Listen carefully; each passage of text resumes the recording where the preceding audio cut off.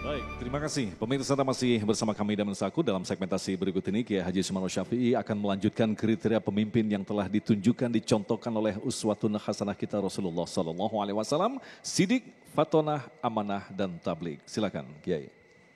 Assalamualaikum warahmatullahi wabarakatuh. Alhamdulillahi haqqa hamdi. Summa salatu wassalamu ala khairi ibadih.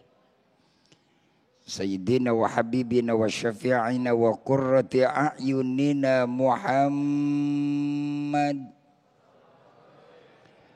Wa ala alihi wa sahbihi wa man tabi'ahu huda ila akhiri ayami. Bapak Ibu hadirin rahimakumullah, para pemirsa Damai Indonesiaku, akhifillah, Ananda, Ustadz Azhari Nasution, akhifillah, Ustadz Agung Izul Haq, dan para seluruh kru, hadirin yang berbahagia dan insya Allah sama-sama dimuliakan Allah Subhanahu wa Ta'ala. Banyak sudah tadi kita dengarkan paparan dari mulai definisi pemimpin dalam Islam. Ada khalifah, ada lagi imam, ada lagi ulil amr. Dan sudah saya paparkan dua jenis, dua karakter daripada orang-orang yang berhak menjadi pemimpin. Dan itu ada di dalam sifat para nabi dan rasul. Sebab nabi dan rasul Allah utus ke muka bumi ini adalah untuk memimpin umat. Ada yang sifatnya lokal, ada yang sifatnya global. Oleh karena itu kita bersyukur ibu dan bapak menjadi umat baginda Rasul Nabi kita Muhammad. Di antara 25 nabi, 25 rasul yang Allah utus ke muka bumi ini, baginda Rasulullah yang diangkat oleh Allah menjadi Sayyidul Anbiya Imamul Mursalin. Pimpinan seluruh umat manusia. Bukan sifatnya lokal tapi global. Nabi Isa hanya untuk kaum Nasrani. Nabi Isa hanya untuk orang-orang wilayah Palestina. Tapi baginda Rasul Nabi kita Muhammad, Allah sendiri yang nyatakan dalam Al-Quran, wa ma arsalnaka illa rahmatan lil alamin. Kenapa Nabi Muhammad bisa lebih luas? Ternyata ada 4 sikap yang ada di dalam pribadi baginda Rasul. Dan mudah-mudahan ini tertanam kepada pemimpin-pemimpin kita hari ini dan ke depan. Insya amin ya robbal. 2 sudah, tinggal 2 lagi yang belum. Yang ketiga tabligh. Ini adalah modal seorang pemimpin.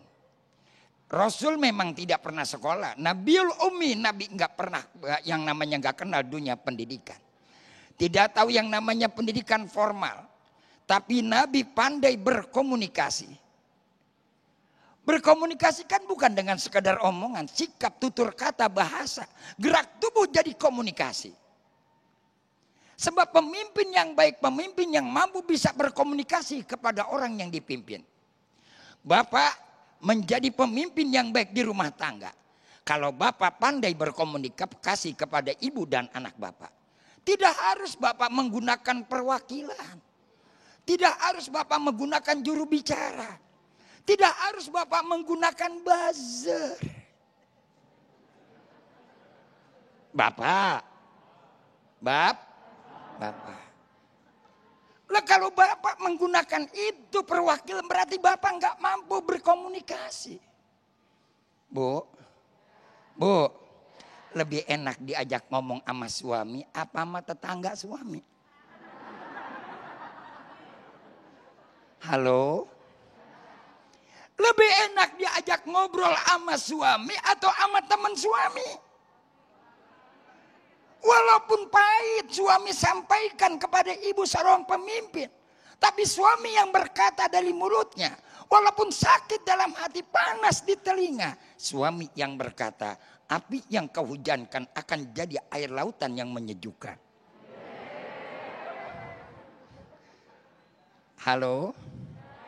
Bu, komunikasi. Insya Rasul sukses karena Nabi berlapisan dengan berbagai macam etnis, suku, dan segala macam kelapisan sosial. Lihat Abu Bakar, orang kaya. Umar, orang yang tegas, orang yang namanya tentara. Kemudian lagi ada Sayyidina Utsman, ada Ali. Lihat sahabat Nabi berbagai macam. Sampai ada kalangan terendah, siapa? Bilal bin Rabah, seorang budak. Tapi apakah Nabi buntu komunikasi dengan mereka? Tidak. Bagaimana Nabi berkomunikasi dengan Abu Bakar. Bagaimana baginda Rasul berkomunikasi dengan Sayyidina Utsman. Dengan yang namanya Ali bin Abi Thalib. Dengan para sahabat-sahabat yang lain dengan strata sosial yang berbeda. Walaupun Nabi tidak sekolah. Oh, ternyata komunikasi ini adalah bagian nilai kesuksesan untuk seorang pemimpin. Mudah-mudahan kita doakan, insya Allah kita punya pemimpin hari ini dan ke depan yang pandai berkomunikasi kepada rakyatnya.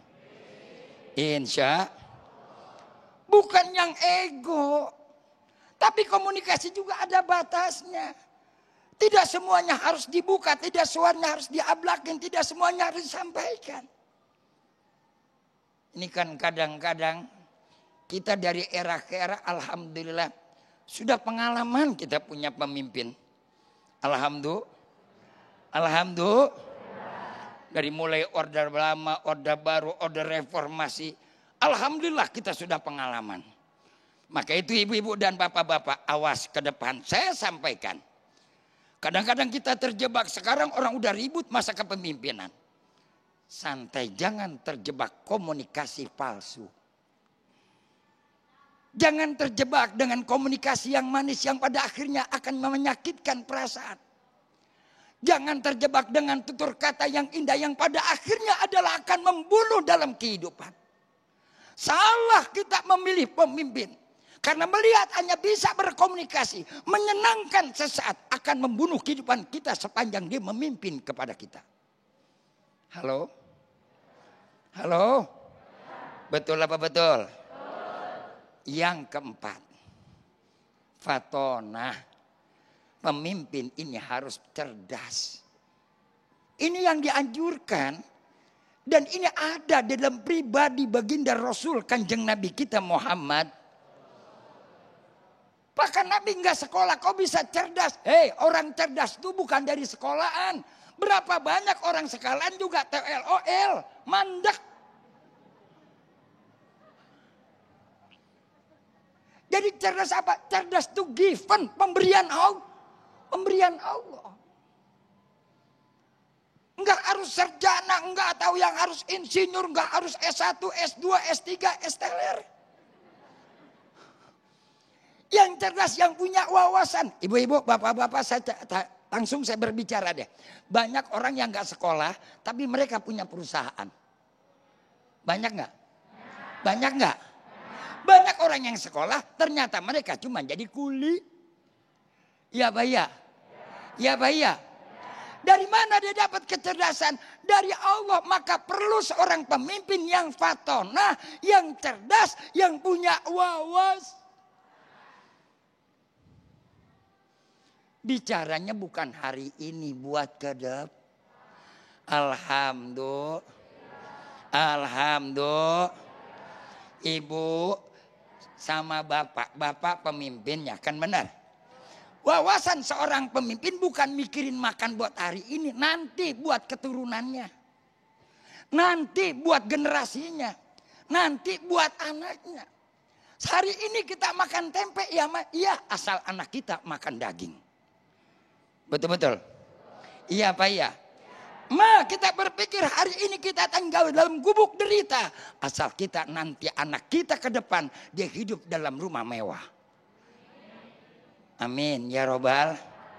Itu wawasan. Bagaimana caranya kita lanjutkan nanti pada acara tanya jawab.